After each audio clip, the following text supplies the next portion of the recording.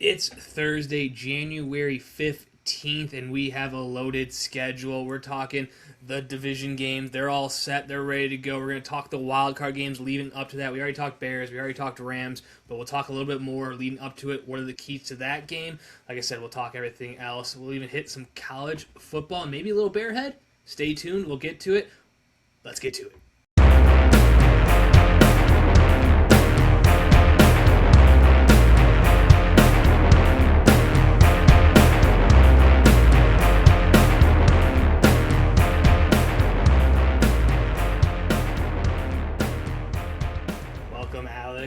You're cheesed. I don't know why.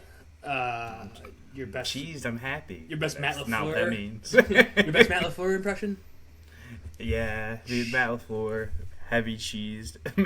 I respect Matt LaFleur being like, "Hey, I'm embarrassed for everybody," you know. Yeah, he doesn't care. I mean, he knows it's a rivalry, and I respect that. Like, yeah, it is what it is. Like, if he does it to Ben Johnson next, Ben Johnson can't get hurt and get sad about it. Like, it just is what it is. It's a good rivalry to have. I don't know. Like, yeah, maybe I'd be a little pissed if Matt LaFleur did to Ben Johnson, but I wouldn't be like crying on Twitter, like, "Oh my god!" Like he basically blew by him the first time. Obviously, it was a little bit different this time, but 100%. That's literally what I was about to say. It's like, don't you want this? If you're like, I guess if you're the Packers fans, you're just so used to beating up on the Bears, where it's like, how could your whipping boy kind of like like fight back for once, you know? Mm-hmm. And I think that's what jarred him the most, really, because it's like you said, LaFleur did the exact same thing where he just ran past him the first time. I mean, as plenty of people have said at this point, you know, like Aaron Rodgers, you know, I own you. You didn't say shit. You love that. You ate that shit up for breakfast. But now Jordan Love retweeting Happy Father's Day. Yeah, 100%. And then someone says "fuck you" in their own locker room, not even like a press conference or something. Literally just to the team. And then that was recorded behind closed doors. It didn't have to be sent out. The Bears sent it out, obviously, but like he could have thought like he was safe in a safe space. He probably knew he wasn't, but either way, like what are we talking about, dude? And I love they ask about it, and he's like, "Yeah, I talked to George. We're on the same page." Like he's basically like, "I don't like them." In the press conference, I fucking love that he didn't back down at all. He's like, "This is what do you want me to say?" Basically, like I'm not gonna pretend that I like him. You know, how much shit can the Bears take? Where we said, the Jordan Love. We said, Brett Favre did some stuff. We saw Aaron Rodgers literally say, "I effing own you" to the entire crowd, and he did. And like you couldn't say anything back because he did own you. And then you have Clay Matthews at the draft in front of millions saying the Bears still suck for no reason. It wasn't like the Bears were even picking at the time. It was just out of nowhere, like just because it was in Green Bay. So it's like, again, if you're gonna say we live, whatever rent free you want to say, like it goes both ways. Once you get beat, obviously I don't want to be like Lions fans who are just talking mad shit all the time and trying to act like pompous. But after a big playoff win, like we knew the Bears were gonna get shit talked if they lost. It happens the same way. Like just take it on their chin, and then you beat us next year, you do the same thing. That's a rivalry. That's the fun part. Like now the players I think are bought in a little bit more too, which is nice. They were bought in pretty hard before. Fighting before the playoff game, but now I think it's gonna be on site most games now, which is gonna be fun, especially when Caleb and Jordan are there. As long as Jordan's there, basically, it's gonna be pretty. And these two coaches, it's gonna be on site. Yeah, and we'll see what happens with LaFleur. I mean, first it's like iffy, and then they're like, well, they're gonna go into contract extension talks. So now it's like, well, are they gonna extend it? Like, are they gonna meet on like a number? So it's still kind of up in the air. Even this morning, I saw like is Harbaugh like the leader like to go to Green Bay, and it was like from ESPN, like or someone from ESPN. I'm like, I don't know, like crazy I stuff hope happening. Harbaugh was to Green Bay. Fuck, like Harbaugh had Lamar Jackson in a top 10 defense and a top 5 offense at one point, and couldn't sniff a AFC Championship game, let alone give him the Packers team, which is solid, but not like they're better than the Ravens were. For sure, 100% agree. And like at the end of the day, we'll see what happens, and we can talk about it then. Last thing I'll just say about the Packers before we just move on from that game and get to the next game, and it's next game mentality. I've been eating up the like retweets and stuff from like Packers of they like the Coastal Loveland draft pick, and like, as long as Caleb's gonna be on the Bears, it's good for the Packers, and like all this shit that they said. Oh, and, yeah. all of it comes back just to bite him in the ass right away, basically. So that one video of the guy, I think it's Milwaukee radio or ESPN radio, Milwaukee, and he's saying like Caleb Williams is the reason the Bears are bad. If Jordan Love was on the team, the Bears would be so much better. That's my favorite video of all time. Like, he's like, basically Caleb Williams is hampering him, and Caleb Williams shove it down your throat. And the NFL is releasing videos of like Christian Watson just memorized by Caleb's throw, like, eating it all up. I don't know if you saw that. It showed like Caleb's, mic'd up, and he's like, bro, what? Like, he's shocked. Everyone's shocked in the field. Oh man, that's awesome. So yeah, again, next game mentality. Let's get on with it. We can talk a little bit about last game, obviously, in terms of like Ozzie Tripello. We did kind of mention it in the last pod that he walked off in an injury. He walked off. Thought he was not fine, but you think you're a little bit better than a torn patellar. Yeah, which it sucks because at least what I've been reading, it's basically like he'll probably be out a lot of next year, and then probably he won't be up to speed even for next year. Like even if he does come back, like he won't be 100%. So you're really probably looking for a 1-year rental. Maybe that's Braxton Jones. Like, hey, you come back, you start, and then you can get a bigger contract after that. If that's a selling point for him, or if it's get a veteran, do whatever. But that's obviously next year. I think for now, I don't know who's going to be starting. I'm assuming it's Theo. Obviously, he's played more recently. Slot receiver Theo Bennett? Yeah, dude was fast as shit. Dude, yeah, I didn't see that play last day. I didn't even see that play during the game. And yeah, dude, he got like 17 miles per hour, I think, or something. He got crazy high. Imagine running that, dude. Imagine getting bowled by that guy. Well, I thought they were gonna run a screen pass. I thought somebody was gonna get wrecked, and I was really hoping for it. But I don't remember exactly what happened on the play.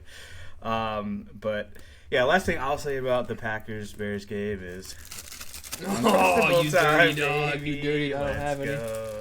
Get him out, get him out, baby. Eat him if you got him. Eat him if you got him. Exactly. Save that for Soupy. Save that for Soupy. I was gonna say I have 2 left, so if we each get one more, like every game we get one. yeah, exactly. Then we'll hit it. Yeah. So again, Ozzie, that was a big play that he hopped off the sideline. I don't think it mattered because the Bears scored so early, but like shows how much of a dog he is to hop off onto the sideline with the torn knee.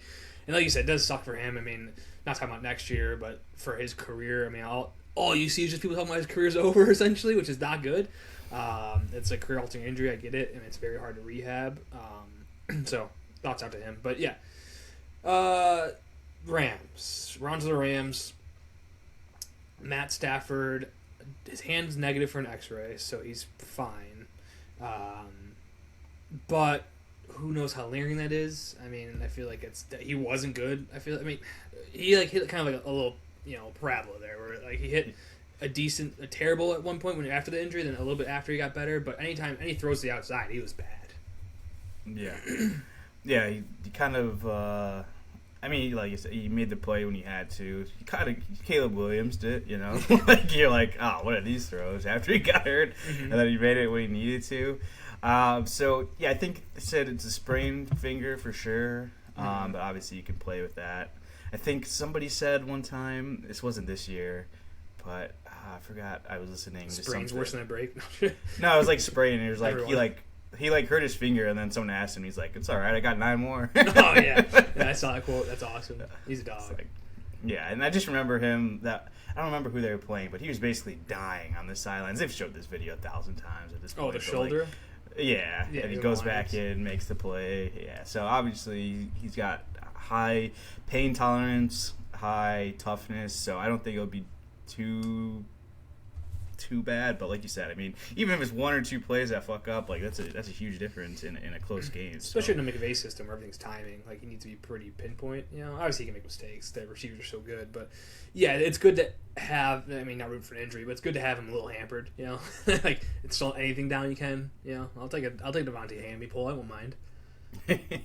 yeah. Just for today. You can come back next week, or next year. Puka with the anti-Semitic suspension, maybe. I don't know. Give me something. I'll take it. I'll take anything. Yeah. Real quick. We did go over the Rams-Panthers game last week. I did have one random thought while I was kind of like rethinking the game. Was it I don't know if the Panthers blocked a punt like at the end of the game. Was it bad that they blocked the punt? Because they gave up the Rams too much time afterwards. Probably. Because they scored like in like 2 minutes because they were only on like the 30. Yeah, they were carving that defense up. So I mean, it does make sense to like. Yeah, I don't know. Like it's a good point where. I mean, it's kind of like the Bears. Like, did you leave too much time for Jordan Love, especially when they had no timeouts, essentially? Or no, they had 3 or whatever. But like, you still felt like you left too much time on the clock. That's Aaron Rodgers. Bears lose that game probably. Like historically, maybe not. Maybe if it's Matt Nagy and Aaron Rodgers, that's a recipe for a loss. They're probably down 30 at that point. But yeah, I don't know. I think the Panthers' defense just wasn't there, and the Rams are just too good. Like at that point, you know. So that's where the Bears can't be in that same situation. It's going to come down to scoring early and keeping a lead. And I don't know how many times this year they've kept a lead, scored first, and led the whole game. They led wire to wire all this year. Maybe against the Raiders or Browns. Not the Raiders, Browns. Yeah, the Browns. I'd have to look at the games. Cowboys, maybe. Cowboys, yeah, technically. Saints. That's probably it. Yeah, it's a good comp. Well, Eagles. Okay, yeah. It's good. They won 2 probably, right? Yeah.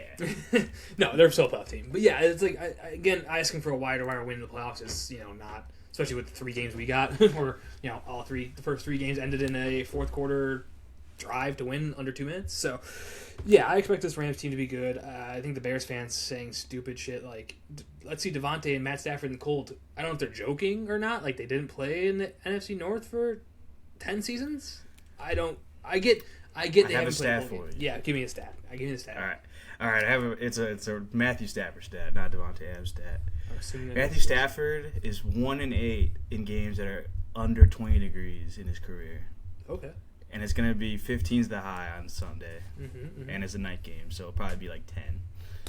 So it's not 1-8, not good. I think the one game was in the playoffs though.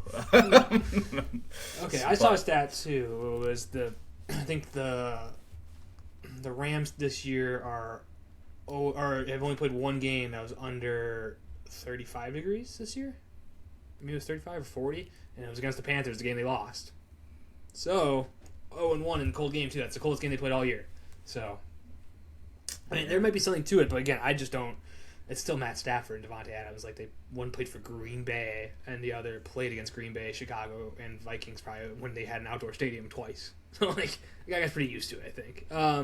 Yeah. Maybe it is a good thing. We'll see. I mean, it's gonna be freezing balls. So Bears do have an advantage there. Honestly, I do think bear weather for making them come from LA to here. I mean, that's a trek going from LA to Carolina, probably back home to Chicago. Like I doubt they're stopping here. So that is a lot of flying, a lot of time, a lot of rehab. So it's good for the Bears. I think they do have the advantage there.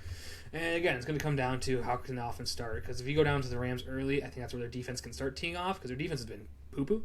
But if you let them pass rush and get ahead in the game and they can just kind of tee off on you, that's when they're going to take advantage, especially of a backup left tackle now. Because the interior line for the Bears last game didn't look great. Like it just wasn't good. I don't know what happened. I don't know if the Packers figured something out, but I'm assuming the Rams can do the same thing since Matt LaFleur and Sean McVay are butt buddies. So I'm guessing they're probably discussing some stuff here. Well, the Packers definitely figured something out with the Bears because they did do it in the second game, but remember when Parsons was in the first game where they kept lining him up inside and they were getting a ton of pressure inside. Mm-hmm. So clearly there's something there. So you're definitely right that I feel like anyone that could replicate that would be McVay pretty easily. So it is a little scary. And the Rams D-line is better than Green Bay's, especially Sid and Micah Parsons. So that is a little scary. And I did want to go back to what you said, like their defense has been poo-poo. Yeah. So I have some stats. So over the first 11 games versus the last 7 games, their points were 15.7 allowed in the first 11, then it's 25.1 the last 7. Sorry. Oh, that's offensive points. Okay. Total, but the total points, it's still 16.3 to 28.3. So it's a 12-point swing for total points difference. Yeah. They gave up basically 21 touchdowns over the last 7 games versus 17 in the first 11. So that's a huge difference per game. And then that's 3 a game in the last 7. That's crazy. 3 a game in the last 7. Lot. Yeah. Yeah, and they've given up 4 3-touchdown games in the last 7. So, obviously, I think this is going to be a really high-scoring game. I think I saw... who was it? Was it Matt Leinart? Somebody said that the Rams are going to put up 50 points this game, which, the Bears' defense is not that good. So, obviously, I think it's going to be super high-scoring. But with it being real cold, you never know how that game's going to turn out. I think, honestly, I said this last week and it didn't really turn out that way, but I feel like the Rams could run the ball a lot on the Bears instead of passing with Stafford's injury. I think I don't have the exact stats in front of me, but basically the Rams are the number 1 team in percent of rushes that end up in successes, which I don't know the exact measure. Yards, yeah. Or like yards. Or I think a positive run is minimum 2 yards or something. Or 3. And the Bears have the worst defensively of giving up against the run. So I feel like that's obviously a giant matchup that they're going to try to expose for the Rams side. But you just switch linebackers. Your good linebacker against the run is the one that got hurt. So not the greatest matchup for the Bears in terms of that specifically. Yeah, I imagine it to be more shootout than anything. That's how the Rams like to play. The Rams they don't get uncomfortable scoring a lot of points, but the Bears do too. The Bears, you've seen it this year where they're coming back in the fourth quarter because they're scoring points. So again, they need to get offense early because this is now you're in the territory where I just don't imagine they can keep doing this, right? Like we keep saying it, they're not going to be able to keep sustaining this, and they have, which has been sick, right? They did against the Packers twice. You do it against all these teams. Now you're starting to play the big boys, and say you beat the Rams, so you're going to play the Seahawks and do this. No, you tried doing it against the 49ers, it clearly didn't work. So those are the 2 teams left on the other side. So you can't keep doing this. You got to score early. You got to get at least, I would say, 2 touchdowns in the first half to have a chance. Just straight up. Until they score 0 points and then scored 28 in the second half. They win by 2. Those count as first half points. any score over 20 in a quarter counts as first half point. Yeah, okay. All right. I'll allow it. Okay, appreciate it. Yeah, just make sure we're on the same page. But yeah, that's all I really had for this game. Obviously, it's going to be a great one. It's the 5:30 game, last game of the playoff of the division games, so that's going to be exciting. But we can talk. I mean, you said we want to go to the. Real quick before we go, I just have one last thing that I found interesting that I've seen on X.com. Everything app. Yep. Sean McVay has played. This will be his 15th playoff game. All right. Okay. He has never played the same team twice. Really? Ever. 15? Yeah. That's 15. That's mostly NFC. I know, because he's played two Super Bowls, so this will be his 13th NFC team that he's played. I don't think he's ever played the Seahawks either. If he wins, and they have. I checked. Really? They played the Seahawks and the 49ers. So it comes to an end. Well, unless the Bears win. Exactly. They have to not play just some dog shit teams, right? I can't remember. Panthers probably on there until the last game, obviously. Actually, let's see. I had the list, so give me 2 seconds. I can get it for you. Did you see the video of Kyle Monungai shooting the water bottle backwards? I did. That was a good one. That was always fun to come out, dude. Luther Burden just clowning him. Luther Burden in college apparently rizzed his girl by saying he sucked. Saw that one. Oh, that was awesome. I did see that. Yeah, that was good. So I love this team. This Bears team is probably the most fun Bears team. Obviously, I love Khalil Mack. He's one of my favorite players in NFL history. Even before the Bears, you knew that. And then he joined the Bears. That was probably my favorite player in Bears history. But this team right now, it just seems like with Ben Johnson that they're all. It's just everyone's lovable, everyone's likable. It doesn't seem like there's any even the assholes like C.J. Gardner-Johnson is awesome. So you just root for everyone. Anyways, get the list. Yeah, I was trying to do the math in my head of what teams it is. Definitely the Giants, not on there. Yeah, I was gonna say that's an ass team. So they played. So it's just Giants. Let's go division by division. So they played the Bears, Vikings, Lions, and the Packers. Cardinals is probably not on there, I'm guessing. Cardinals is on there actually. Whoa. Okay, so Cardinals, Seahawks, and they played their entire division. Okay. NFC South. Saints. They played. No, they have played the Saints. What? In 2018. Buccaneers, I'm pretty sure. They did. They played the Falcons. Then it has to be their one. No, they played Panthers. Yeah. So is it two? Is it Commanders? I think it's Commanders. You see the Eagles and you see the Eagles. Cowboys? The boys. Cowboys. Yep. So Commanders and Giants. Oh yeah, none of themselves. I was like, where's the last team? Commanders, Giants, and Rams. The Rams haven't played. Yeah. Yeah, it's tough. I saw a thing too. It was like, I guess no 7 seed has won a playoff game except for one, and it was all the Cowboys fans were like, "Who'd they beat?" It was just sad Cowboys fans. Yeah, that's us. So yeah, 7 seed doesn't fare a good chance, which is fine. But at least they're close games. Seems like 7 seed plays well. All right, let's move on to San Francisco at Seattle. We kind of talked about it already. San Francisco wins a tight one.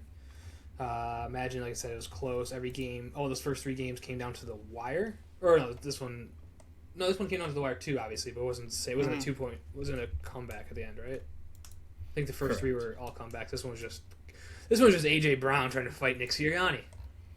That's all we wanted to see. Well, actually, no, I lied. So, yeah, the 49ers did score with, 3 minutes left. Yeah, but it was under 2. Still pretty safe. Yeah. But, yeah, like you said, A.J. Brown fighting Sirianni. Did you see the kid afterwards that was on the news or whatever? No. They were basically asking him, Philadelphia kids are just completely different specimens, I swear. He's like, two things I want to see happen. He's like, one, AJ Brown, get off this team. Send him anywhere. It's legitimately 7. Then he's like, man, I love AJ, but you can't be dropping balls. You get in fights. Then he's like, 2, Kevin Patullo. I want to see him flipping burgers at the local McDonald's when we're done here. The offensive coordinator. Oh, dude. And then they're like, say that stuff? Yeah, they're like, why do you say that? He's like, well, that's what he does in the game. He's flipping burgers. Half of it, you're like, man, he's cooking. The other half's completely raw. That's unreal line. This kid needs to be on anything, dude. We need to get this kid in the pod. Yeah, this kid's got bars, dude. Yeah, unbelievable. But yeah, I kind of agree with him. He's not wrong. Yeah, no, for sure. He's absolutely right. I mean, Kevin Patullo might not even be a fry cook. He's barely letting that thing touch the grill. He's not really cooking very much at all. I mean, this team, we said all year, we're waiting for them to hit their stride, and they never did. This is who they were, right? They were a team that is okay and has flashes, but can't sustain anything. And not to get away from the 49ers, who played an awesome game, we'll talk about that, but, yeah, you got to blow it up a little bit. You're going to trade A.J. Brown. A.J. Brown has to be done. You don't fight with Sirianni on the sideline. You don't have this, a whole season of just falling out, it felt like. It never seemed to get resolved. So, yeah, it clearly has to be gone. Yeah, not even just AJ Brown stuff. It's the offense in general. Going to Patullo, it's you had these issues since before the Bears played them, and you were talking about it since then, and they obviously didn't fix that much. 49ers don't have a good defense. You don't even put up 20 against them in the playoffs. Hurts looked okay, but really not that good. Like you said, he had drops, then we didn't have drops. He overthrew the guys pretty badly sometimes. That's on the receiver. One Devontae Adams drop or Devontae Smith drop was he dropped that. And I was like, dude, it was way over his hands on a crossing route. It's hard to catch, dude. Yeah, they said the same thing yesterday. It was it was C.J. Stroud, and then he threw it, and it was a bad throw, and he had it was Troy Aikman. He was basically just a little off, a little bit better. What's the name you have it? I'm like, dude, you would have been crucified for that. You would call him a hard F word, dude. You'd be whoa, you can't use that word, Troy, on broadcast, dude. You'd be like, yeah. Get that painted nails out of here. You'd be like, dude, relax. Yeah, I can't imagine, Caleb. The good thing I don't think Monday night has any more calls, so they're done. Yeah. But, going back to the 49ers Eagles game, I mean, talk about the 49ers at least. Man, they just keep finding ways to win. I mean, they've been getting hurt all season, constantly, obviously. People are joking that, they just keep making sacrifices, and that's how they keep winning. It's one more guy's got to go down every week so that they can keep winning. George Kittle tore his Achilles. You say it. He tore his Achilles. It's terrible. I mean, it sucks. He's out for probably all of next year, too. more than likely. I mean, he can come back early, but he's not going to be the same right away. So that sucks. Yeah, and he's old too, so like his career legitimately might be over. And like even if he tries to come back, I doubt he's gonna be that good. You know, No, probably not. But you never know. But no, I mean Christian McCaffrey continuing to do Christian McCaffrey things. I mean, especially in the receiving game, rushing same. He only really did it good against the Bears, at least the last handful of weeks. Felt like. Mm-hmm. Can anyone play quarterback for Kyle Shanahan? Read my question real quick. Juwan Jennings, Tutty. Oh, yeah. I don't know if you saw. It was like Juwan Jennings was a high-end quarterback prospect coming into college. Really? Oh, yeah. Like, he was ranked, like, 5th in his class. He was, like, above Burrow, like, above some other, like, like pro quarterbacks. Yeah. So, obviously, he's got it in him. But, I think he had 2 playoff touchdowns. I think it was, like, more than Jordan Love. Or not Jordan Love, but someone else says, like, more than that person. And I was like, oh, that's sad. Oh, yeah. Whoever that is, that's sad. They're probably someone not that great even, so they're probably trying to pick on him. But yeah, Brock Purdy, I mean, just ultimate game manager. He can dominate when he needs to. Threw some picks. Quinton Mitchell looked awesome. 2 picks for him, but like, still, it's like he just finds ways to win. Like you said, you lose your top target, and obviously Tungus, I don't know if he did, or Tungus, whatever you want to call him, didn't do anything. So like, you're basically just throwing to Christian McCaffrey, and you give DeMarcus Robinson 111 and a tutty like out of nowhere. I don't know. Kyle Shanahan just. He should, Ben Johnson, coach of the year for me, obviously, or Vrabel maybe, but like, Kyle Shanahan deserves a nominee. Like, Kyle Shanahan deserves to be in someone's acceptance speech. Yeah, I 100% agree. It's crazy. It's funny, I was really thinking about it the other day. I'm like, he definitely should be coach of the year. You just give it to guys because your team was bad before, but like, I mean, obviously it's coaching, but like, I feel like the indication is more like it should be like the coach that coached in the season the best, not like in the off season, like rebuilt the team. Like it has nothing to do with new players, like all this stuff. You know, it shouldn't have to do with that, but it'll always be that way. I don't know why I'm even talking about it, but yeah, I mean, like, sorry, go ahead. I was gonna say, like you said, just give him his flowers. Yeah. Absolutely. Last thing I had in this game, well, I don't know if you saw it, about the news. I mean, it's kind of circling everywhere. Electromagnetic field or electricity fields around San Francisco's stadium and practice facility. Is that an issue? Have you been reading your EMFs? Absolutely an issue. I don't know. Yeah, I have seen that, but I have no idea. I mean, it's funny. I don't even see funny, but it's like, the 49ers do get hurt a lot. Obviously, this didn't happen in, what's it called? But being around it, I'm assuming that's what they're saying. Yeah, I think it's like, you shouldn't be near that. I think your normal exposure is like 0.3, and they're just eating like 17 a day of practice. So whatever that means, again, I have no idea. Probably not good. They're saying it breaks down like cell structure and stuff. Who knows? I mean, I guess they always practice there, though, even before they were out of San Francisco. They would always practice there, but like, I don't know. How's Steve Young, Joe Montana? Probably not. I don't know. Yeah. Ryan Lott lost a finger. Does that count? I don't know. Yeah, it does. Yeah, playing the Sioux Electric Company. But yeah, I mean, Eagles, I don't know where you go from here. Like, I mean, you won a Super Bowl, though. You can't be, I mean, I get it. Like, Philadelphia wants to win. You do want to win every year. You won a Super Bowl last year. Everyone, like, calling, like, I saw, like, people debate, like, is this the worst loss or is the Packers loss worse? It's like, the Packers loss is way worse than this one. Like, if you're a Packers fan, you lost your biggest rival. Like, that stings. You don't know if you're good enough. Like, you don't really have anywhere to grow. Eagles, you just won last year. And, like, you had I think you can get rid of your offensive coordinator pretty easy. You should. And get a new guy. And that's way better. And do it again. I mean, Sirianni is really good at getting new coordinators and figuring it out. So, the Eagles are fine. For the 49ers' sake, though, they'll be taking on the Seahawks. I don't like their chances. I think the Seahawks are just too good. Now Kill's out. I mean, Tungus is a good backup. He's been great this year, but I mean, Seahawks are. I'm taking Seahawks all day. Yeah. 7.5 point favorites. I'm realizing my notes didn't save of what I typed out earlier. I was about to say something. I looked down. I'm like, my stat isn't there. No, it's not great. So we're going off the cuff now. Just what I remember I wrote down. Okay. So, obviously the 49ers and Seahawks have played twice this year. They split first game of the season was that for them, so you can kind of take that with a grain of salt. But I do have a nice stat for you that I found myself. Off the cuff, okay. Not really that I found. I just was looking. And then, obviously. So, 49ers were held to under 20 points 3 times this year. 2 of them were against the Seahawks. Really? All right.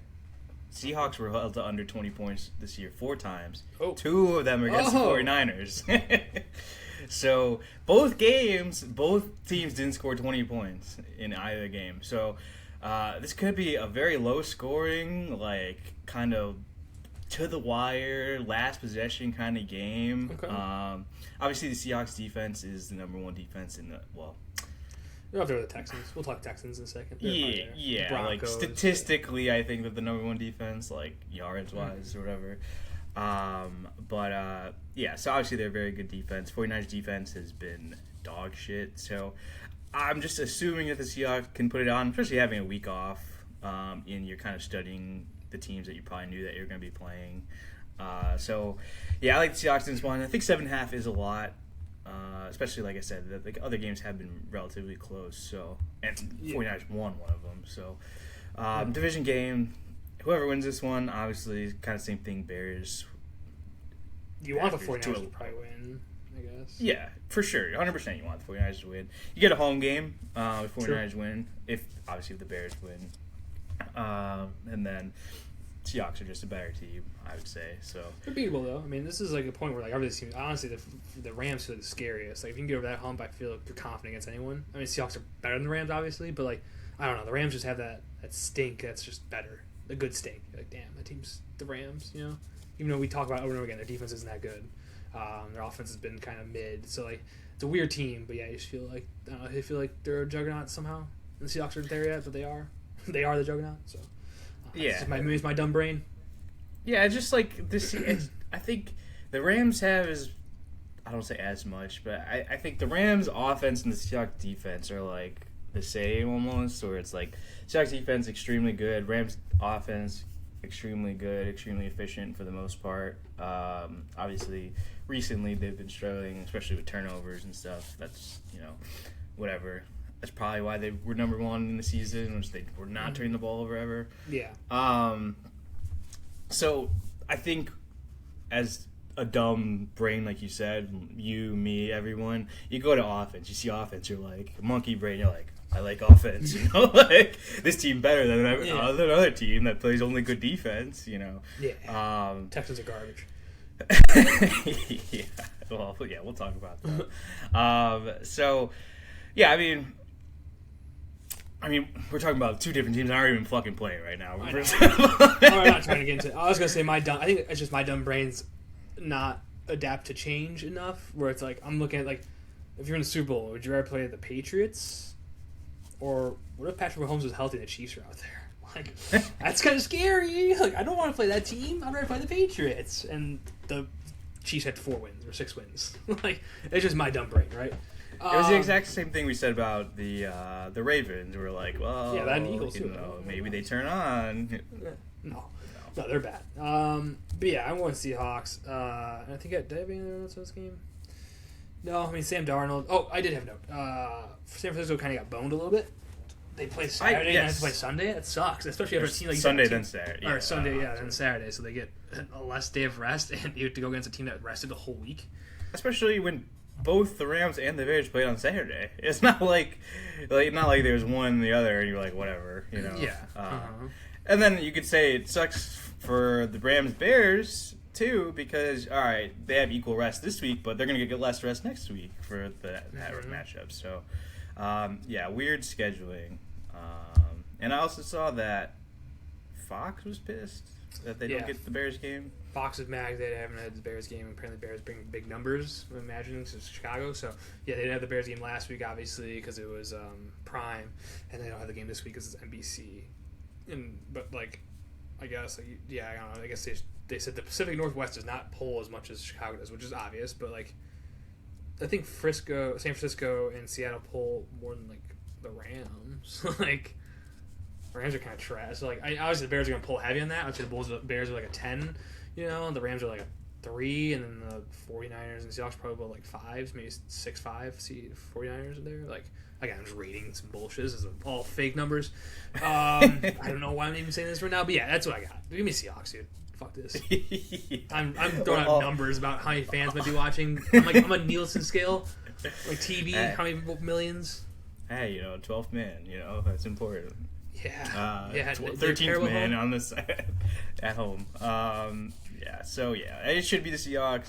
I wouldn't be surprised if 49ers win. I mean, I think a lot of people would be, but like I said, they just keep finding ways to win, and I'm like, at this point, can you just keep getting shocked? Kind of the same thing with the Bears, where it's like, you keep being like, well, they should lose, and then they win. So it's like, all right, we're almost at the end of the season. At some point, you gotta be like, this is just who they are, I feel like the 49ers are like, please let us like not get hurt, because guys are getting healthy. Like Trent Williams is back this last game. He looks great. I think Fred Warner's like almost back. Like he may be back next week or the Super Bowl, and it's like, okay, that's a huge addition. But then, like you said, then you lose Kittle, and it's like, is McCaffrey next? I don't know. Like Brock Purdy. I mean, I guess you have Mac Jones who's solid, but like, who knows what happens to Mac Jones when he comes in, dude? I can imagine his leg snapping half. So like, 49ers definitely are just trying to. I feel like they want to stay healthy more than they want to win the game at this point. Like, please get us over the finish line before someone else explodes on the field. So, yeah. Well, I mean, they're the team that was like, they didn't have enough quarterbacks to play in the game, basically. Yeah, that was crazy. That was tough. Could have got Mac Jones for pennies on a dollar. All right, next game we have is the first game of the week, of the Saturday. Slate CBS. It is Buffalo at Denver. Buffalo coming off a big win against Duval. Okay, this is the one game that was a comeback. I didn't really watch most of this game. I was kind of following it on my phone. I was out. Tell me about it. I wrote something down that's completely wrong. I think I wrote down Jaguars Bills beat Jaguars 27-45, which cannot be true. 27-24 is the score. 27-24. I'm telling you, my notes got messed up. I don't know what happened. Yeah, someone came in. I swear to God, when I was editing my notes, because I have it on Google Docs, like it kept like messing up, but like. At one point, there was, how, like, you can see, like, if you're sharing something, you could see someone else. There was another thing on there. It wasn't moving, but it was on there, and I was like, now I'm concerned somebody was on there, and they're fucking with me. Someone played the long game for your docs and just ruining your notes? Remember that one time where I was like, there's like 1,000 pages on here, dude? Yeah, I do remember that. Those are gone now, so I don't know. Actually, no, they are here. This man's ready to take some notes. I got 1,000 pages of notes, just half of 990-year blank. Yeah, it's just the Da Vinci Code, actually, the entire thing. Yeah, it is the book. So Buffalo took down Jacksonville. It was a great game. Trevor Lawrence finally became Trevor Lawrence, I guess, a little bit. The Trevor Lawrence we remember. I mean, I don't know. He played fine. He played really good. Travis Etienne looked great. Josh Allen just basically put the offense on his back. I don't know. Killed Gabe Davis, then it's like, okay, I'll do it myself. Yeah, like this is definitely felt like one of the few games you really see where it's like we just have the best player, and that's how we're gonna win. So, this was a really close game. I mean, kind of back and forth, pretty much the entire time. But I really thought that that Jacksonville was going to be able to limit rushing, which they did, and then I was like, oh yeah, you forget that Josh Allen's actually good at throwing the ball as well. You kind of forget that. Khalil Shakir stepped up big. I feel like in the playoffs he never dropped it. It was 12 for 12 on catches, reception, targets. It's crazy. Yeah, it was a really cool game, like you said, because it was so back and forth, and I think you said, at least, you're picking the winner of this game to maybe go. And honestly, it's like after I saw this game, I was like, you're playing such a close game and like such a great team. It seems like you get the plays when you need them. My confidence in Buffalo has expanded where I feel like the other teams in the playoffs, pretty much every other team in the playoffs, I'm like, oh, this team isn't maybe as good as I thought they were. You know what I mean? Yeah. Like, even the Rams, even, like, the 49ers, even the Patriots, I'm like, well, Patriots were fine, but even their, like, offense was bad. Like, and, like, even, we'll talk about the Texans, too, and I was like, they whomped, the Steelers, but I was like, for most of the game, I was like, this team sucks. Like, at least 6-6.5. offensively. Yeah, the Bills are a scary team. I mean, you beat the team that beat. You're playing the Broncos now. You beat the team that beat the Broncos by 2 scores. Obviously, transitive property doesn't exist really in the NFL that much, but like, you still have that edge. Josh Allen might be a little banged up, which is might be your only hamper because he had like 7 different injuries that game. It felt like it was like an ankle, then a knee, then an arm, then in his head, and then his cock. Like, what's going on, dude? How many injuries can a man face? You know, poor Haley Steinfeld at this point. But he prevailed, and she's pregnant. I saw apparently, so good for it worked out. I don't think it was.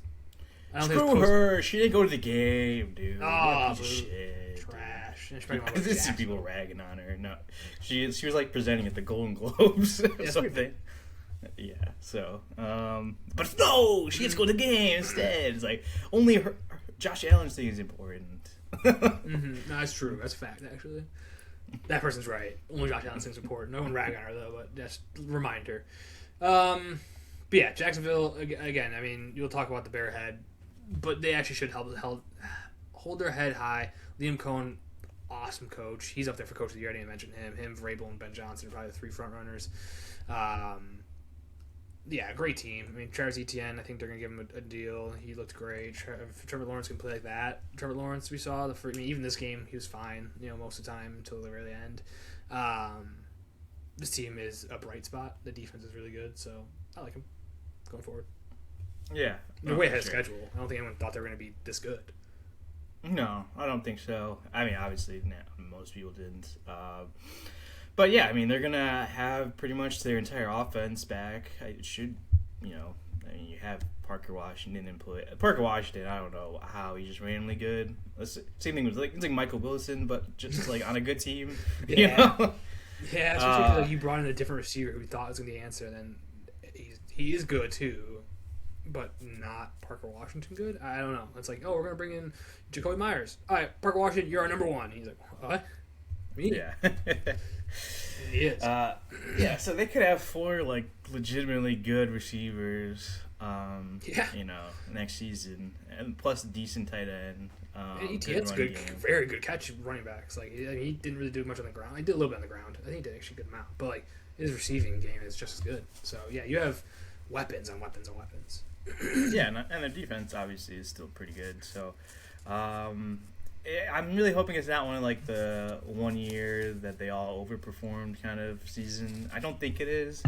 Well, it's not Blake Bortles at the helm, I assume.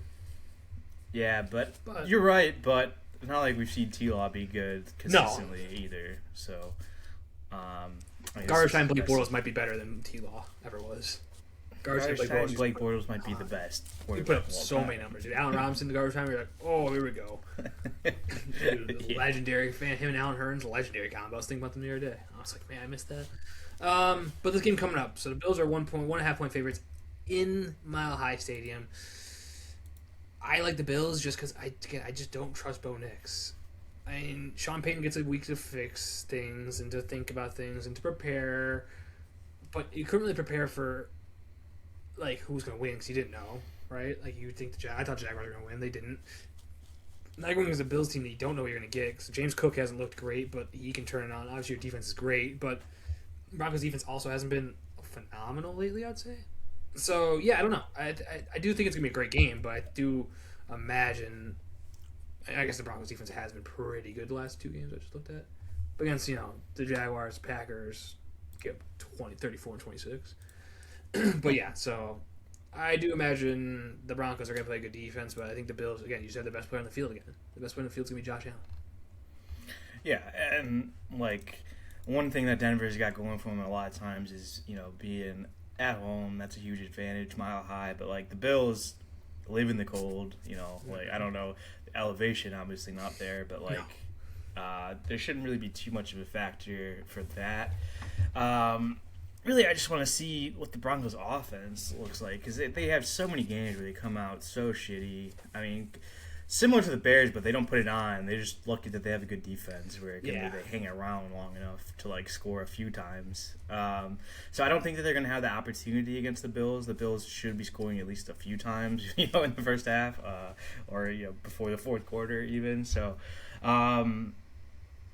Yeah, I mean, it should be a real close game. I would expect It's not the great. Bills to be heavy. I don't even know. Their defense, Broncos' defense is so good where it's like I don't think you can necessarily focus on one thing. But like you said, Josh Allen just being on the field. Seems like the year that everything's kind of put together for him, where you don't have the Chiefs, you don't have the Ravens, you don't have the guys that had beaten you in the playoffs in the past. So they had that experience. Broncos didn't make the playoffs last year, but I think they lost in the first game. So most of the team is pretty young-ish, or doesn't have a ton of playoff experience under their belt. So I think that could be a factor. I think the Broncos are a better team, but I think they pick the Bills. Yeah, that's right, exactly. I think they're a better team. I think the Broncos, if they win this game, I'm not blinking. But again, it just comes down to who I want the ball at the end. It's Bo Nix or Josh Allen. Taking Josh Allen. And look at the Broncos. Like, yeah, you said they have an awesome defense, and they do. But you have one. I mean, a win's a win. Don't get me wrong. But one score wins against, the Chiefs without Patrick Mahomes on Christmas. You had a one-score win against the Packers. That's a good win. One-score win against the Raiders. Then an overtime win against the Commanders. Another one-score game against the Chiefs. Another one against the Raiders, 10-7.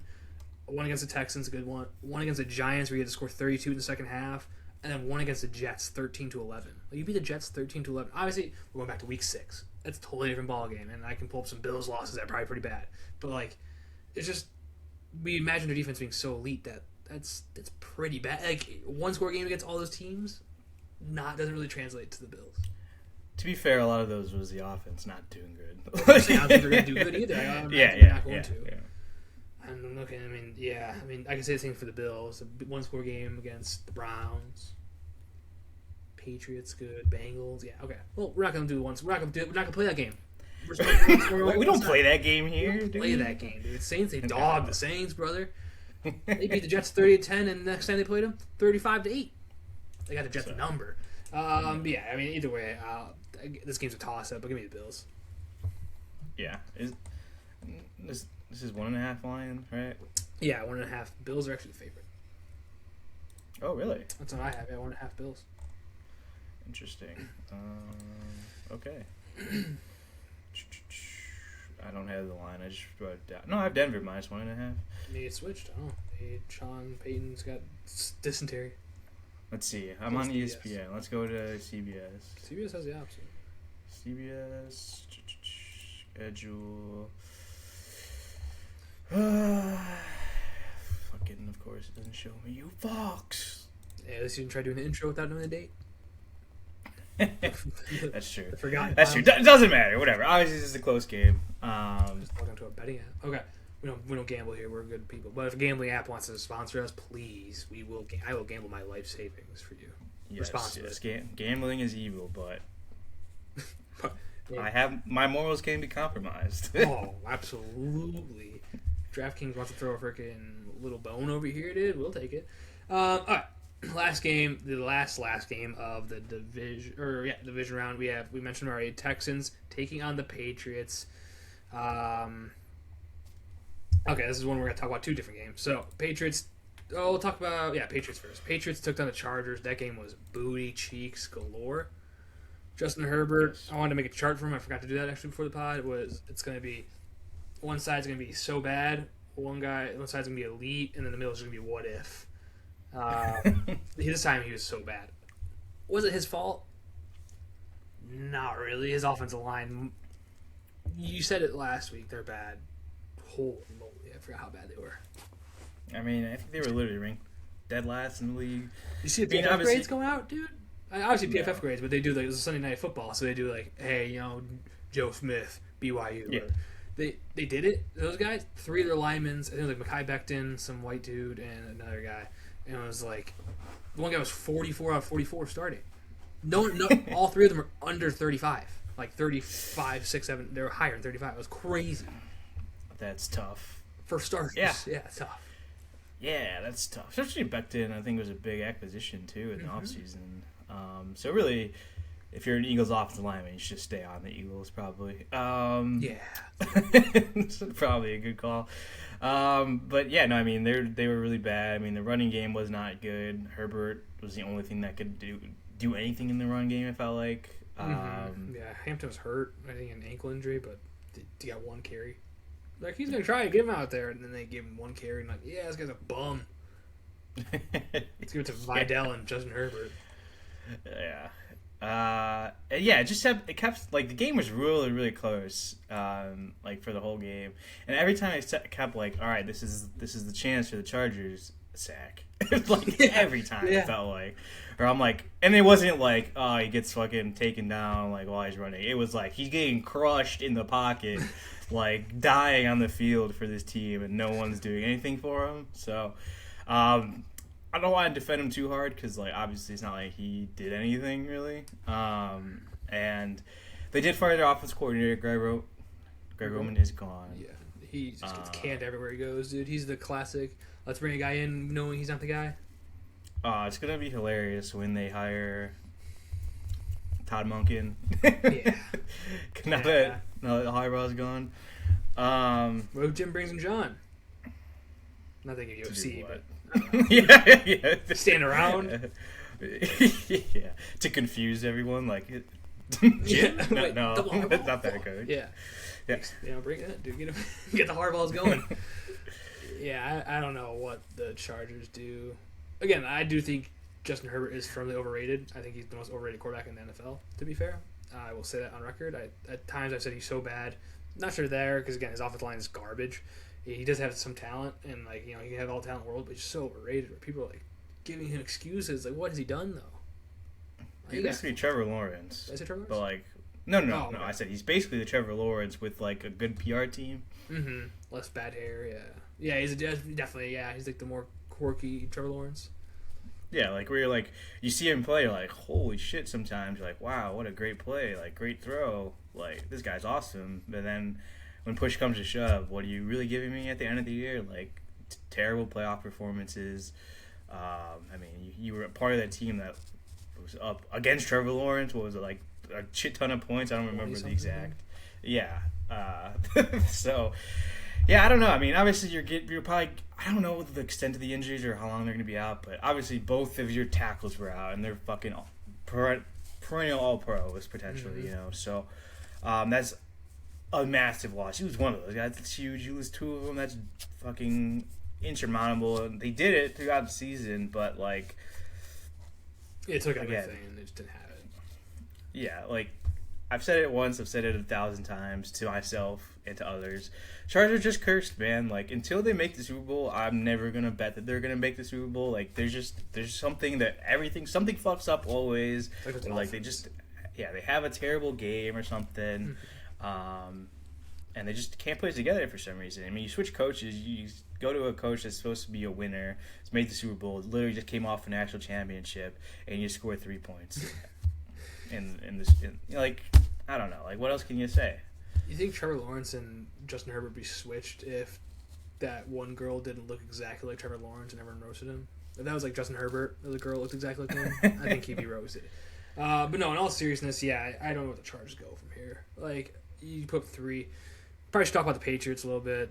Didn't look good. Like, Drake made it okay. He put up some decent numbers. Hunter Henry, I think, had a touchdown, right? I believe. But other than that, like, I guess your defense, cool. Like, your defense did look good, but it's against the Chargers. We said they're not that good. This is more like the Patriots defense. Are they for real type thing? I just don't know. I don't know if the Patriots defense is for real. Their offense, again, Chargers do have a good defense, so it's going to be interesting when they do have to play the Texans, which is kind of the same team almost, but I think the Texans' offense is a little bit better. I do like the Texans in that game. I don't know. I just keep rooting against Patriots, maybe. It's just me, but like, I think the Texans' defense is better than the Chargers, and the offense is better than the Chargers. And I think the Chargers also left points on the board by going for it on 4th down and having just an awful play call a couple times. So, like, kick field goals instead, you win the game, I think. Yeah, well, before you get too far ahead of yourself, we can talk about the Texans-Steelers game. That's what we're here for. Before we break down the game, Jim. I didn't break it down. I just said who I think is going to win, which is the whole breakdown. Yeah. That's all I did. That's all I did. And why. And no, I didn't. I compared them to the last game. Yeah, no, that game's over. We're done. This is it. This is the last time we're talking about football. Bye-bye. All right, yeah, go ahead. Tell me about Steelers. This game was ass. Oh, this was the worst way. It was such a good playoff. Like, the whole weekend. Even the Chargers-Patriots game, you're waiting for something to happen, so it's kind of like you're on the edge of your seat. It's not a great game. Chargers-Patriots, I don't know if it's it. And then this game just came in your face with a stinker. No excitement. Like things coming in my face. I know, dude, but this was just this was multiple loads coming at you. This was unavoidable. It was like trying to dodge, like, I don't even know. I have no idea. Just a bunch of loads there. Just trying to dodge fucking a bukkake of fucking bad plays. Yeah, it was. It was real bad. I think I saw. I actually upload the fucking stat. Basically, Aaron Rodgers had one of the worst games of all time in the playoffs for a guy that threw 20 passes. The Texas defense obviously was dominant, and so that's the one positive you can look to this game. So good. Everything else in this game was not so good. No. Like CJ Sharp put up like okay stats, but just very misleading. Yeah. So this is from Nate Tice. There have been 283 instances where a quarterback has thrown 20 passes in a playoff game since 2013. Yeah. Aaron Rodgers ranked 283rd, so dead last, in dropback success rate at 21% and EPA per dropback at a negative .76 per dropback. We're basically losing almost a point per drop, like 3/4 of a point per dropback. It's not good. Bad. It's not good, Cash. It's not good at all. Again, was it really his fault? Their offensive line was getting mauled, dude, and Aaron Rodgers is not a good mobile quarterback anymore. I get it. Aaron Rodgers got to be a little quicker at the ball. I mean, that's his MO, is be quick, and I thought they were going to actually do good this game. But yeah, no, they were just getting mauled up front, and they had no chance. Danielle Hunter, like you said last week, is the truth. I think he's starting to get a recognition finally this year. Will Anderson, also a dog. So yeah, their defense is scary. I wouldn't want to play his defense. Well, that's the thing too. It's like I was watching this game, and they won 30-6, right? And I'm like, if the Steelers' offense was just a little bit better, like if Rodgers had mobility like every other quarterback in the playoffs does for the most part, besides Stafford, if the offensive line was a touch bit better, like the Steelers for sure could have won this game. I mean, it was 7-6 going into the fourth quarter, and they won 30-6. You had a fucking fumble return touchdown and a pick six in the fourth quarter. So the Texas offense didn't do shit. CJ Stroud looked terrible for 3/4 of this game, and not even like the Caleb Williams, like he did good shit at the end. It was just like he started making like regular passes where they were already up. You know, he had a couple interceptions. I mean, he was just panicking. It was like every time like there were a lot of bad snaps too. So whatever, not completely on him, but like there'd be bad snaps, and he would like start like running around, like going like left and right, like he has no idea what he's doing, and then he runs forward. Like one time he fumbled it after that happened. Another time he like tried to step up and threw it, and like just wide open easy pick for the Steelers. I was like, I don't know. He was like trying to cost them the game almost. I don't know what he was doing. And then the run game was terrible too until the end. I was literally like, holy shit, Woody Marks. Like the last 5 weeks does not have been good for him. And I was even talking to one of my buddies. I'm like, Woody Marks, like I'm really soured on him. And then he like turned it on right at the end. I'm like, all right, I guess. Nick Chubb looked pretty good actually in the beginning of the game. He was running hard. I was like, oh, see, they had like 3 carries in a row. He's like 5 yards, 7 yards, 8 yards. I'm like, oh, Nick Chubb's back, dude. And then Woody Marks got hurt, and I was like, oh, Nick Chubb's getting all the carries, and he came back right away. I was like, he's not that hurt. So, but yeah, like you said, after that, he wasn't good until the third, fourth quarter. We turned it on finally, and I was like, okay, yeah, he's going to average. He averaged 6 carries. So you can't say he looks bad. Anyone listening to this, like, oh, he looked bad. He had this, but like we saw with our own eyeballs that he just wasn't running well. I don't know. He's just like it's weird. It's like he runs too hard and just right into a hole every time. Right into like the lineman. Like, what are you doing? Yeah.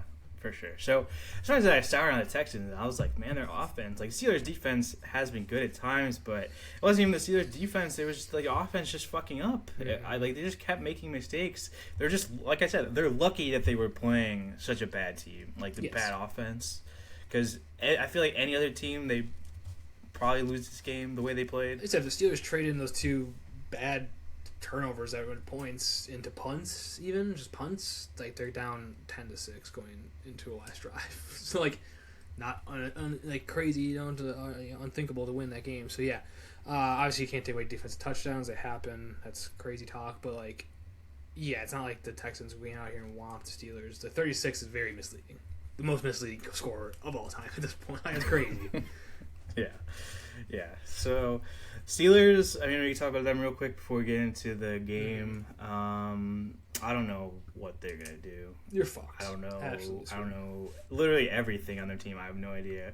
Do you keep Tomlin? Seems like they probably will. A lot of guys are vouching for him, it seems like. How many times can they vouch for him and lose? I don't. Yeah. I don't know. Hey, Rodgers. I mean, Rodgers doesn't matter. I think Rodgers also might stay, honestly, which is crazy to think. I think so. Which makes sense. Why not? If he's playing their year, he'll stay. It seems like a good fit. It seems like they like him too. But yeah, I don't like. What this is your ceiling. You have to transform your offense. You cannot go into the year and play the same offense. You cannot run screens a third of the time. I mean, the Texans were just eating them alive. They knew it. Once the team figures out, like, oh, they're gonna run a screen almost every time. It's like it's not like they have great receivers where you're like, fuck, we gotta like stay back just in case they run deep. You don't have to do that. DK's not that good.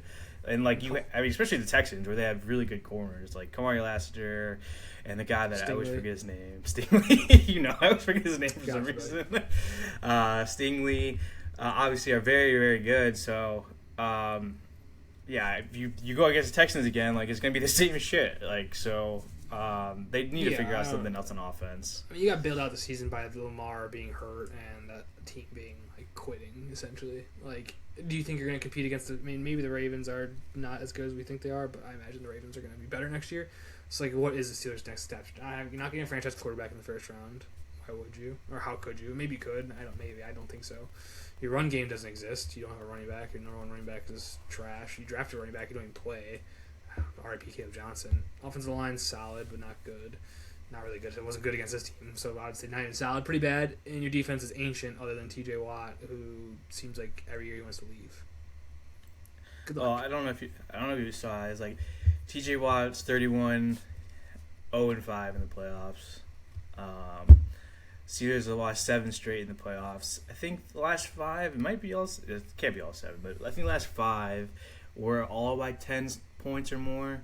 So every game T.J. Watt's been in the playoffs, they've lost by at least 10. Like, it's crazy. Yeah, I saw. I think they're in those 7 losses, they're averaging 15 points of deficit of those 7 losses. So yeah, I think I was saying like they don't just lose in these playoff games; they get crushed. It's not like they're losing close ones. Like come on, we're right near the hump. Like you lost to a team who couldn't have played worse, 30-6. Again, we said it's misleading, but they played as bad as possible, and you lost 36. Yes, and this is what everyone should point to when you're defending whoever defending Mike Tomlin. It's like this is exactly what people are saying. When you're like this, they're just average. They just make the playoffs, and you're like, look at his record. He's 60-40 actually over the past yada seasons. Like, yeah, that's good, but we all know. We see with our eyes. This is what I hate with like this fucking statistics people. It's like I love statistics. Obviously, I was really good at math and stuff. Whatever in school. So like, no, but like I'm trying to give some context around fuck statistics. Like I think they're important, but like too many people just use them and like have no context. It's like football is such a game where I really believe. Like, it's like 50-50 of, like, analytics and, like, what you see on the field. Like, you cannot just show football through analytics. Like, there's so much things that you cannot measure. Yes. And it's this. Yeah, they're winning games. Oh, you can measure this. They're getting fucking blown out in the playoffs. Like, like, this is exactly what everyone's saying. It's like, you can't just keep squeaking by and then you make the playoffs and go, yay, we made the playoffs and get fucking whomped every single year. Like, is that the end goal of a team? I wouldn't say so. If that's the Steelers' way, sure, but that's not how everyone touts the Steelers to be as a franchise. So if they want to keep doing it, more power to them. But like I said, kind of with the Ravens, where franchises should have higher expectations than just making the playoffs. Yes, I agree, 100%. Yeah, and this team, you think the Steelers would? I mean, they're the franchise started second most Super Bowls in franchise like in history. Imagine what they would. If you're Mike Tomlin, though, you're sending Tyler Lupe bag of cash as a thank you, dude. Just like, hey, buddy, appreciate you missing that field goal. Because that would have been me instead. Because, yeah, I think that is a difference right now of what would have been this, and it shouldn't be. Because I do think he should be gone. Again, I don't know who you hire. It's not like you're hiring John Harbaugh. Maybe wait for another coaching cycle to see what happens. Because, again, you wouldn't bring in, like, the two best coaches are from your division. I doubt they'd go there. Like, Stefanski and Harbaugh aren't going to go there. And maybe there's some other guys that are probably really good. I just don't know, like coordinators and things. But maybe wait one more year and see how it goes. Jesse, breaking news, straight from Alex's cell phone. We talked Steelers. We talked Tyler Loop. Stop that transaction. Tyler Loop's not getting a dime. Mike Tomlin gone. Kind of. Yeah, he did not get fired. He is amicably stepping down. It's a mutual decision. Which, smart. Maybe it was. Maybe he did want to just leave. I feel like both sides need a new start. Especially like if you're Tomlin, you're just getting shit on constantly. I feel like now we shat on him the whole time. Yeah, for sure. Like we're gonna. This was after we recorded, so whatever we just said, this is getting put afterwards. So yeah, we were shitting on him. Probably should have been let go. I still think. Again, he's one of those guys. Same with Harbaugh. He's obviously going to get a job, I would assume. Some team's going to want him. I don't know how well he's going to do. Obviously, both of them, and a lot of coaches do really well right when you get there, and things taper off. So we'll see what happens, where he goes. Maybe he takes a year off. I mean, he's still kind of youngish. He's not, like, super old or anything. I think it'd be interesting that broadcast. He'd definitely get a broadcasting job pretty fast, like a CBS or a Fox or something like that. Yeah. Or he'll be somewhere fast. He wants. Absolutely. Which we'll see what happens with Rodgers now. Like, it's true. If he wants, I doubt he'll want to come back to a new head coach. Like the odds you win with a new head coach, unless you're Ben Johnson, are very slim. MLF, dude. MLF to Steelers. Maybe they would literally just ask Rodgers about Mike Tomlin and Matt LaFleur about like, hey, well, they didn't ask him, but basically for both of them, he's like, this is ridiculous that they're even being considered to be fired. Like, they're such great coaches. Mm-hmm. And which, like, they have success, and don't find a lot of coaches that have success in NFL. I think I'd rather have LaFleur for sure. Yes, I'd rather have the disappointment than the mediocrity that you're getting. At least there's a little hope with LaFleur. Yeah, I don't know. Maybe, LaFleur goes to the Steelers, brings Malik Willis to start over Rodgers, and starts the whole cycle over again, and Rodgers hates his life. Or drafts a quarterback. I'm not even thinking about Malik Willis. Dude, that'd be fucking electric. Yeah. Malik Willis and LaFleur going to Arizona? No. If Matt LaFleur was on the block, he's not picking Arizona. I'll tell you that. Malik Willis is quarterback. I don't think he cares. I think he'd go to somewhere else. The Raiders? You can go to the Raiders and be like, I'd rather have Mendoza than Malik Willis. Yes. Probably. Yeah, I'd rather have anything than him. Yeah, probably. It's like I almost just said you would trade the number one pick for Malik Willis. Yeah. That's how good he is. That's how good he is a little bit. Just imagine Fernando Mendoza was better. So yeah, I don't know. Tomlin, I think it's probably smart to take a year off. Like I said, the best job's opening. I mean, let's see what's to Atlanta, but I don't know if that's like him and Harbaugh are the same guy though. It's like you have these teams where they're pretty good. I mean, the Steelers not as much, but like where do they fit in terms of like what does Tomlin do well? Is he that defensive coordinator? Kinda. He's not an offensive coordinator, I don't think. He's not special teams, really. So, like, what is he? And then the same with, like, Harbaugh. It's like, he's special teams. So, like, he's going to have to bring in coordinators. And we'll have coordinators that will come follow him. But, like, we waiting for Tomlin to get an offensive coordinator for 10 years now since Big Ben left. And no one's come. So, I don't know. I don't imagine him being able to, like, come to Atlanta and pull off an all-time heist of coordinators. Yeah. Dunzo. If you're the Bengals, you just fire fucking what's his name? Yeah, I think you just rip it. You just rip it, dude. Like Zach Taylor, sayonara, brother. I was gonna ask you, like, what are the odds that one of the AFC North teams hires one of the other AFC North coaches that have just been let go? You have three out of the 9 openings. Like, that's a lot. We talked about it. I said that I was like, no, there's probably no way that, like, you know, that they would go to each other team. Now that all 3 of them are gone, like you said, out of the 4, someone has to go somewhere. I would say Stefanski has to go to one of those teams, if anything. I think Stefanski's obviously the prize possessions. I don't think, and Steelers aren't going to go back to Harbaugh. It's the same thing, same vice versa. Like, they're just the same player, same coach going there. So Stefanski has to be like the belle of the ball there and see what goes. Yeah, I can see that. Yeah. Either way, end of an yeah, era. crazy. End of an era. Crazy. That's the longest tenured guy, right? Left. Who's the longest tenured coach now? Andy Reid. Andy Reid's got you up there. McVay came after Reid. Maybe McDermott. Sean McDermott, maybe, right? Yeah, I don't know. How long has he been? Yeah, I guess it's been a while now. Look at longest tenured head coaches right now. Okay. Yeah, dude. Oh, you're gonna mute yourself, dude? Nah, what a wuss. Oh shit, I'm sending the audio again. I do this every time. Yeah, we were done with this podcast, so this is just you're getting extra cash in James right now, brother. Alex is taking his sweet time finding long years. Well, because I clicked it, and then it was like, show me every single goddamn coach in the league. I think it's Andy Reid, 2013. And then McDermott. 2015. McDermott. I missed him somewhere.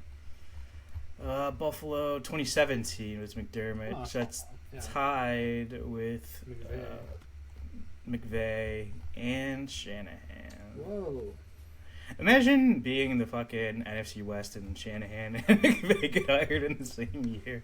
That's tough. Well, now Mike McDonald looks awesome, so if you're the Cardinals, you're like, shit, dude, we really gotta get this one right. Yeah. Get Memo off in here, dude. They're giving him $20 million a year for sure. Yes. Oh, if I'm the Cardinals, I'd give Matt LaFleur so much money, dude. 100%. Even Stefanski gotta give him a little bit of a bag. But okay, that's officially the podcast now. Don't say bye, Alex, because I wasn't going to. All right, bear down. We'll see you guys and listen to the rest of the pod. Jesse Minter, hot name. Mm-hmm. He's every single team with an opening and he's interviewing him. So was Nagy, though. I seen Matt Nagy out there. I thought Matt Nagy doing a press tour about how bad he was at head coaching. I learned some stuff. So I did start to see that. I'm like, I was control freak. I just cared too much. I know. I literally saw that. I'm like, how could you put this out? How could you put this out? I'm like, you just look like a fucking cock. Yeah, like, what's your biggest weakness? I tried too hard. Yeah, he did. What the fuck? Yeah, he did, dude. Not that he had a meltdown in Cody Park. He missed a kick. Oh, my God, dude. He's still trying to find the why. Yeah. He's like, I just care too much. Where's the whys? He's like, are they here? He's like freaking out on the guy. What the fuck are they? Well, it's definitely one of those things where it's like, and I don't want to bash on him too hard, but it's like, certain times where you get told feedback and then you just like keep repeating it because like you're like to show like I've learned. That's what he was doing. It felt like, and it's like I don't think you're actually like grown as a coach. Like someone just told you something bad, you're like, yeah, that's bad. like I gotta work on that. Like maybe try to delegate a little bit. Just relax. And he's like, relax and delegate. Okay. And he's like, no, you have to act it too. Like you have to actually like you can't just do what you're doing actually. And he's like, no, okay, I got it. Relax, and delegate. And he's like, fuck, we lost him. We lost Matt, dude. He's gone. He's looking for the whys again. Yeah, like he's too agreeable, and it doesn't seem like he has his own. What do you mean? His thing says "be you." He is process. But yeah, you're right. Sorry, that's on me. You're right. He did say that, so you forgot to read his play card. It just says "be you" on it the whole time, and he never looks at it once. I feel like because he's always on the other side of the play card. That's every time. There's something that we gotta do, and it's like, who are we gonna give it to?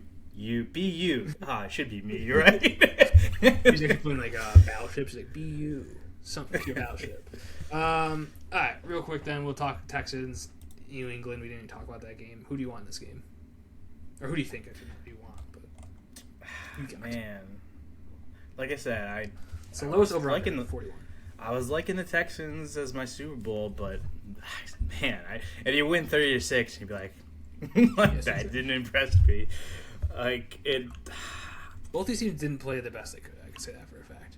And both these teams played a team that didn't play even close to what they could play like. So it's very much it's probably the biggest question mark of the weekend in terms of I don't know what I'm going to get from either team.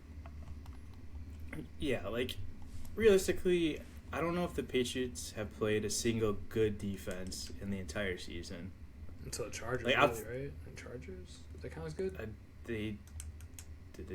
Yeah, well, sorry. Last week. Yes, I guess. But, like, you're also going against a terrible offense. So, like, you're going against a defense that's even better than the Chargers, where you struggled against, and an offense that can be competent if they're not just tossing the ball around themselves for some reason. Like, see Stroud just waddling around. Yeah. So, I'm so conflicted. I'm very conflicted. I'm gonna say I keep going back and forth. I'm gonna say, and then even in my head I'm like Patriots, and I'm like no, Texans. Let's break it down a little bit more. Then maybe I can make my decision. Quarterback, I'm going Drake May. Receivers, Nico Collins is hurt. I don't know what his injury was. That's a big injury. If Nico Collins hurt, and then Christian Kirk all of a sudden just goes off for 120 or whatever. He got himself paid again. He's like, I did it again. Give me that 20 million a year, baby. I struggle. I think Stephen A. called him Charlie Kirk on Get Up. Oh, nice. He's like, Charlie Kirk had a great game. I was like, I don't know about that one, brother. I don't think so. Dude, Charlie, imagine. You'll be one and on nights or whatever. True. R.I.P. But yeah, so yeah, I guess Christian Kirk is a guy. I don't know. It would be nice to have. It would be nice to have a receiver, Nico Collins. Also, did you see the Texans try to run the Texans tried to run the flea flicker that the Bears ran exactly. Really? It was the exact play. I don't think anyone pointed it out. Honestly. Like the one and then what? Or no? Yes. So, because they even did it where they had a rookie run that fucking route. So they literally copied them exactly. Yeah. Where he does like a little stop, hezzy, whatever, like pretend to like block but not block, and then try to run a post. But then C.J. Stroud stepped up and fumbled the ball. Was the guy open? I don't know. Either way. That's what C.J. Stroud shit over. Yeah, but I watched the play. I'm like, this is literally the exact same play. So that was kind of interesting. They're just not as good as the Bears. So. They probably don't practice as hard as Ben Johnson probably militaries it. So, offense, who are you taking? Quarterback, May. Running back, I would say, is Patriots as well. Yeah, Andre's better than both of them. Maybe not Nick Chubb, but definitely Booty Marks. Wide receivers, I do like Diggs and Booty. Diggs has been super underrated this year. You like digging and Booty? Nice. Hell yeah. Yeah, I do. Diggs has been awesome. But yeah, I guess you're right. It depends if Nico Collins is good. I agree. If Nico Collins is healthy, I would go with them. If not, Hunter Henry's still serviceable somehow. He's been really good. And then you still have, like you said, you have the guys of Nico Collins of Stephon Diggs and Booty. Yeah. Offensive line. It's got to be Patriots. Yeah, okay. But then defensively, it's pretty much the opposite. D-line for sure, Texans. Corners, safeties for sure, Texans. Linebackers, Texans are pretty good. The linebackers are Texans. We'll get to the Patriots. We'll get to the Patriots. Why not? Even though. Yeah. So. The more I think about it, it's like Texans. That's my pick. Straight up. It's like, yeah, I'm thinking I should pick the Patriots, but like my heart is telling me the Texans still, so I'll go with the Texans too. Can't go against the heart. Welcome to the squad. I imagine they get somehow crushed. That's it. Either get crushed or the Texans win. All right, so that's our division round or wild card recap, division round breakdown and preview. Let's talk some college football real quick, and then we'll have some Bearhead. College football. So Indiana blew. I don't even talked about it. Blew the brakes off Oregon. Absolutely throttled them. Dan Lanning might be like on suicide watch. I mean, I feel like I'd be if I was Dan Lanning. You always have these great teams. You finally beat the Ohio States, aren't here? Like, oh, dude, we don't know Ohio State, and then Indiana's just the greatest team of all time. You lose to them in the regular season, obviously. You get thrashed this game. So yeah, Dan Lanning's got to be kind of in hell. Like, you had the Michigan team that was really good. Yeah, I don't know if he was there then, but Oregon didn't win that year. You had the Ohio State teams are awesome, and then this year Indiana takes the throne. So you just can't ever get over the hump. It feels like good quarterbacks every year too. I was gonna say counterpoint. They did just get Patrick Mahomes Jr. Oh, he's going there, Nebraska. He's gonna be so bad. Yeah. Well, actually, I don't know if he's gonna be so bad. I mean, he's probably fine. He's pretty good. The Oregon offense, for sure, is light years above Nebraska in terms of like who they have. So we'll see. And even Dante Moore, he didn't even start at Oregon. He started at, I think, UCLA, if I'm not mistaken. and then he transferred. So obviously he's taking guys that didn't work out and made them better. So whatever, we don't have to talk about Oregon. Indiana, though, I mean, dominant, like you said, such a good team. Mendoza just was dotting everything. 5 just tutties. unbelievable. Crazy. Yeah.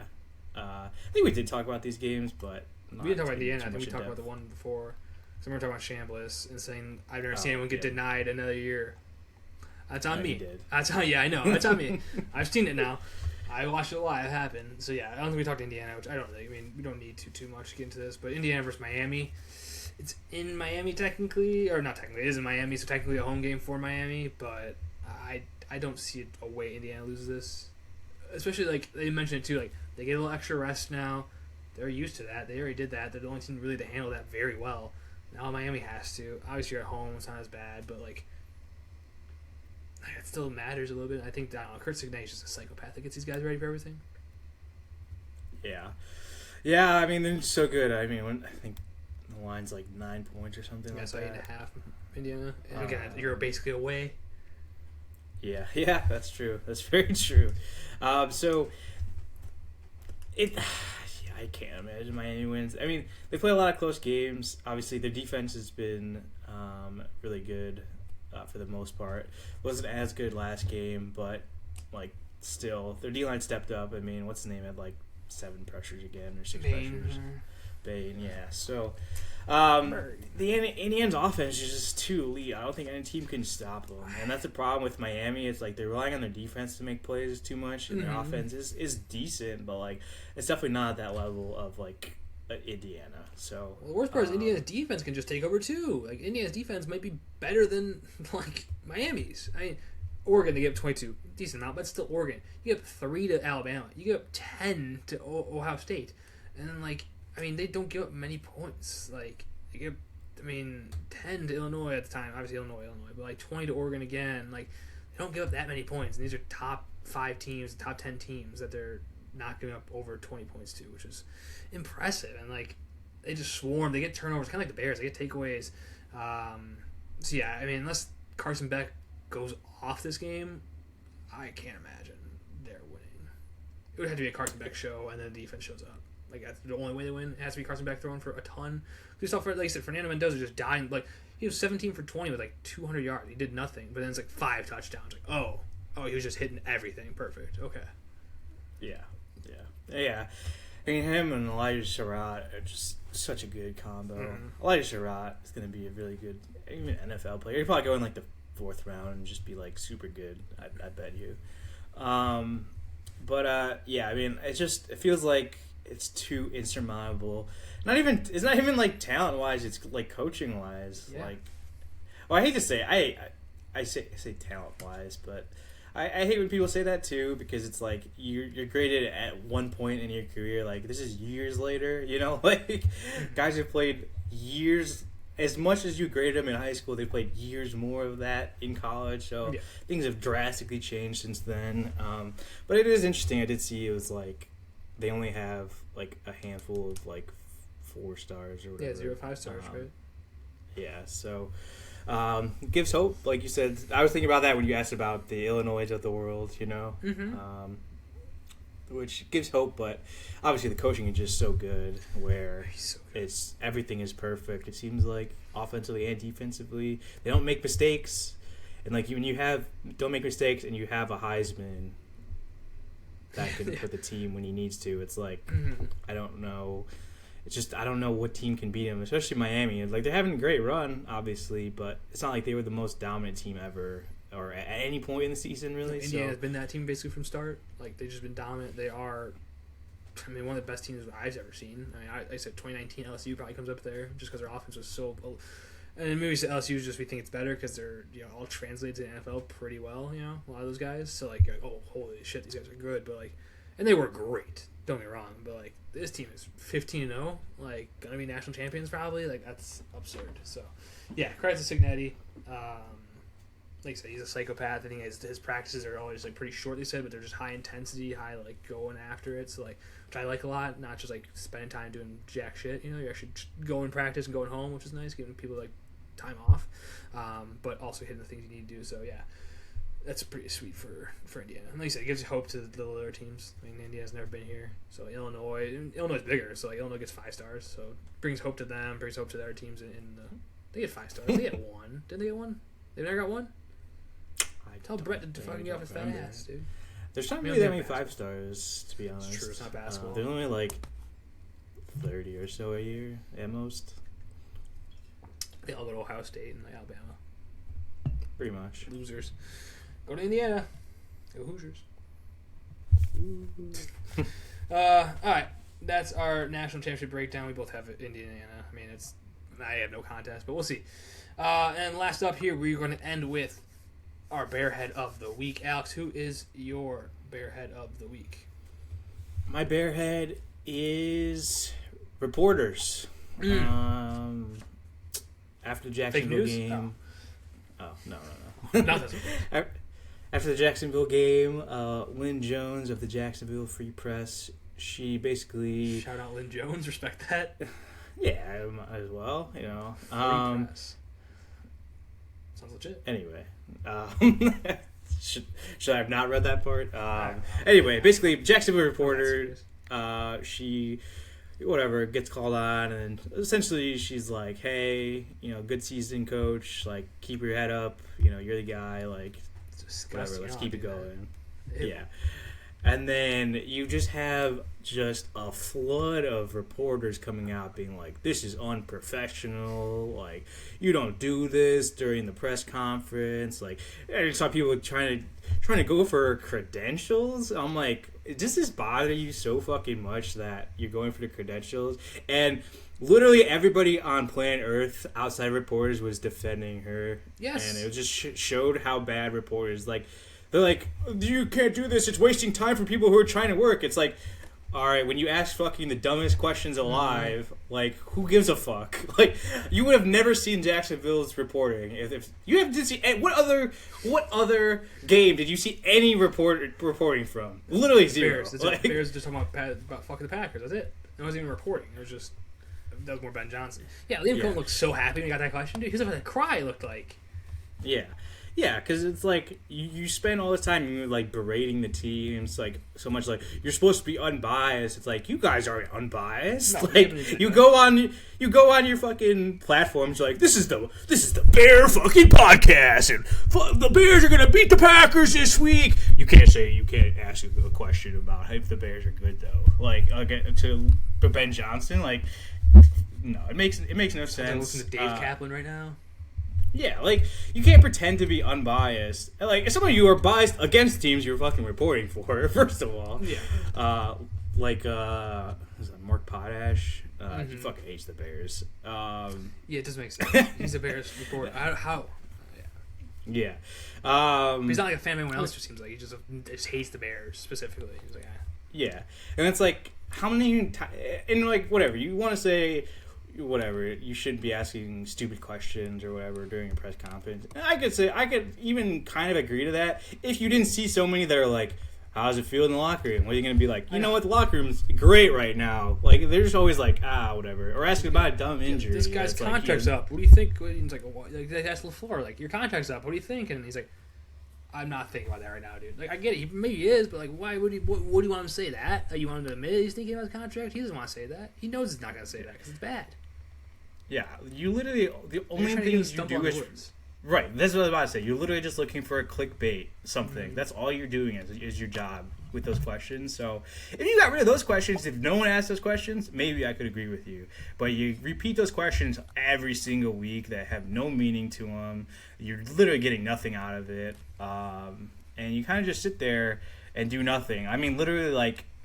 You could ask a fucking 10-year-old to come up with questions, and they would be the exact same as the ones you guys asked. Better. Like, exactly, better. It'd be more insightful, probably. And, like, do you not, like... This is not even a problem with just this. It's like... I don't want to go into, like, companies and stuff. It's like... Don't you think people like when you're nice to them? And, like, they're going to give you more when you're nice to them? Like, we don't live in a robot society. No. Like, Liam Cohen probably going to give that reporter more in the future. Instead of you guys being assholes to him, like, he'll open up a little bit more because he thinks that you have his back. Mm-hmm. Maybe. I just think it just shows reporters are just so pompous and like full of themselves. Like their job is so important. We talked about it a week ago about how bad this is. Sorry, go ahead. I was just saying, 15 seconds is a waste of everyone's time. Mm-hmm. Yeah, shut the fuck up. Yeah, no, eat my ass. I agree. Like, do it.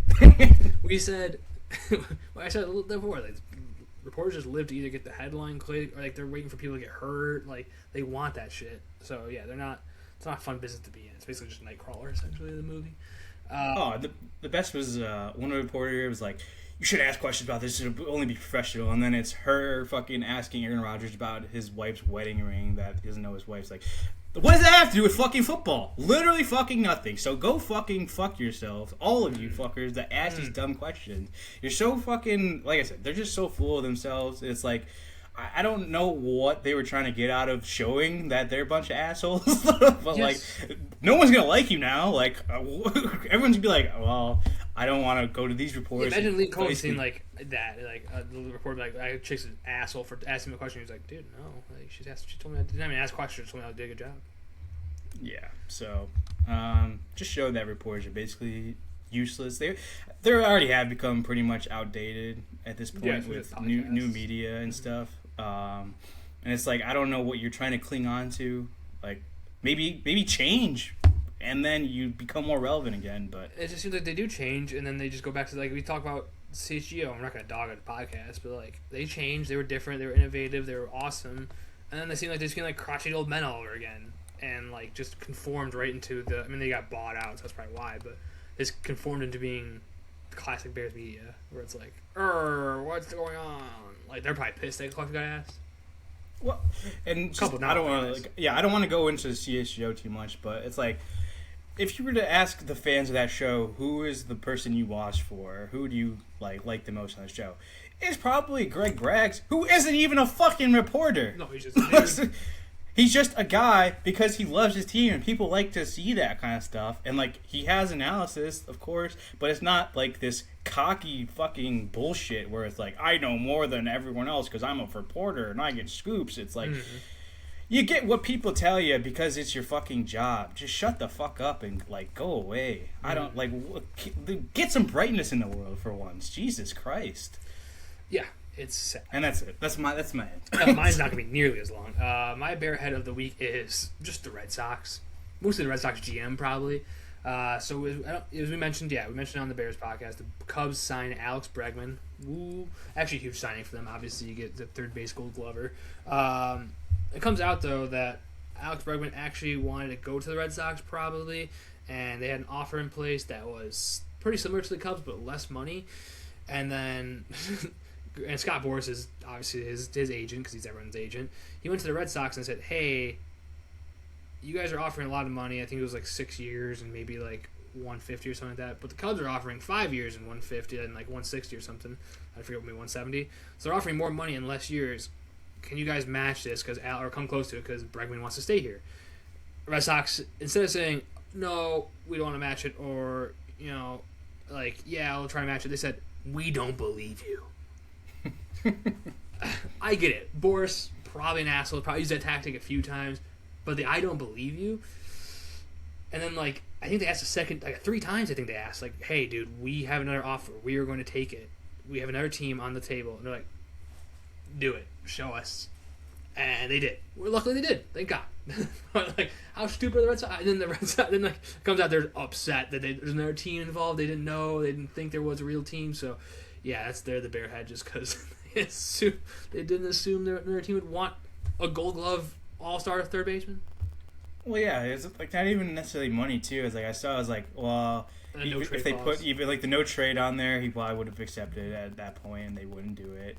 And I think it was from Jared Carrabis. He said somebody from like the Red Sox player texted him and was like, people don't realize how much winning was due to Bregman, like. Not even on the field, but like coaching, like when he's hurt, like a couple trash hands. Yeah. That's welcome here now. I'm all in. I'm just kidding. But yeah, like it's a lot. Yeah, no, it makes sense. I mean, it's a winning culture. It's hard to get those guys. Like, I mean, you had Kyle Tucker who won a little bit, but he's hurt. He's not the same leader as Bregman. You know, so yeah, that's gonna be interesting for the Red Sox. But yeah, if you're a Red Sox fan, I'd be furious at their GM. I'd be firing him right now if I could. How stupid could you be? I get Scott Boras 100%. like that, but like, dude, like, all right, well, how much is the difference? And it's like $10 million. You're gonna lose the guy over? Come on, man. Well, it's not to the same extent as the Cubs trading away, to get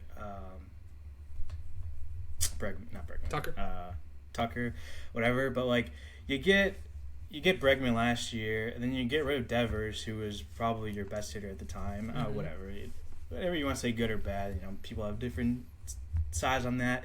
But then you're like, all right, Bregman's our guy, and then you don't give him what he wants. It's like, yeah, you got rid of Devers for Bregman, so they can't play third base, and you get rid of Bregman. Tough. Stupid. Yeah. So yeah, Bearhead is reporters, which Alex was very heavy on, and then me just Red Sox. It ended up being a good thing, so I'm not too upset, but it's just more funny than anything. Yeah. All right. Well, that's Fuck the Red Sox. Whoa, Drew, I stole your name. I made him red. Fuck the Packers, as Ben Johnson said. Hate those guys. But no, we're on to the Rams now. Screw them. We got a big game this weekend. This is our only pod. We should have 2 next week. If not, we'll have just a big one, and hopefully, maybe we'll have 2. Hopefully, the Bears win one, and then this recap kind of one. So, thank you guys for joining us. We'll see you next week. Bye-bye.